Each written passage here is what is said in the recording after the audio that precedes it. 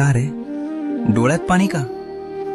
फक्त यासाठी रडतोयस ना की तुला माझ्याकडे अक्कलकोटला येता येत नाहीये. इतर लोक जातात आणि तुला मात्र परिस्थितीनं बांधून ठेवलंय याचं वाईट वाटतंय ना. तू तिथे येऊन त्या गर्दीत मला शोधतोस, पण मी तर तुझ्या घरातल्या त्या कोपऱ्यात तुझ्या देव्हाऱ्यात मांडी घालून बसलोय. बाळा, मंदिरात मी राजा म्हणून बसलोय, लोकांचं गाऱ्हाणं ऐकायला, पण तुझ्या घरात मी बाप म्हणून वावरतोय, तुला सांभाळायला.